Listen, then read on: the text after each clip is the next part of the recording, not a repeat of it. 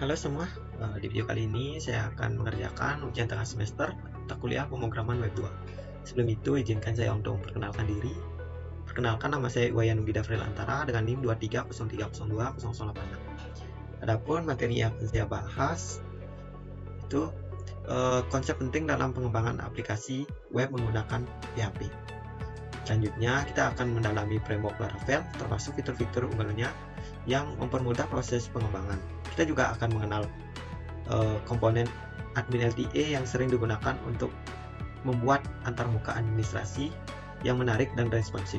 Selain itu, kita akan membahas konsep autentikasi, otorisasi, termasuk proses login logout yang merupakan bagian penting dalam keamanan aplikasi.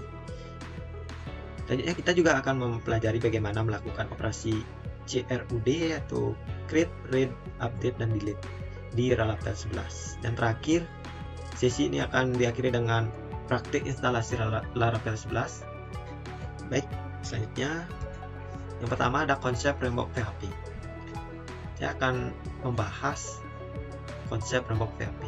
PHP merupakan bahasa pemrograman server-side yang bersifat open source dan saat ini paling terkenal di dunia. Framework ataupun kerangka kerja PHP ini dapat mempermudah proses dalam membangun aplikasi web menggunakan PHP yang memberikan struktur dasar dalam membangun sebuah web. Dengan begitu, framework PHP ini dapat membantu dalam membangun sebuah website atau aplikasi yang lebih cepat. Framework PHP ini juga dapat membantu para pemula untuk dapat membangun sebuah aplikasi yang stabil karena dapat membantu memastikan interaksi coding dan database yang berjalan dengan baik pada layer presentation. Selanjutnya ada manfaat menggunakan framework PHP. Yang pertama ada dapat mengefisiensi waktu. Yang kedua ada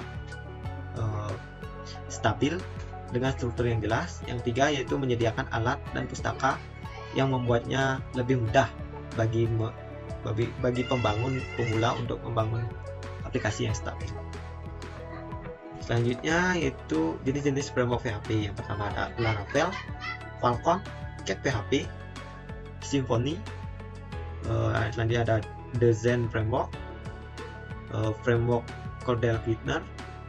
Selanjutnya ada Feel PHP dan terakhir Part Free Framework atau F-Free PHP. Untuk selanjutnya yaitu konsep framework Laravel. Laravel adalah framework PHP open source yang dirancang untuk meningkatkan efisiensi dalam membangun sebuah web.